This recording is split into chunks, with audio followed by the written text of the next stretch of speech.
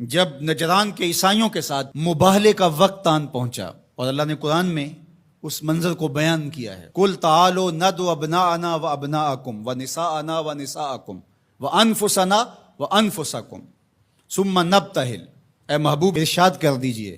تم بھی اپنے بیٹے لے آؤ، ہم بھی اپنے بیٹے لے آتے ہیں، تم بھی اپنی خواتین لے آؤ، ہم بھی اپنی خواتین لے آتے ہیں، تم خود آ جاؤ اور ہم بھی خود آ جاتے ہیں،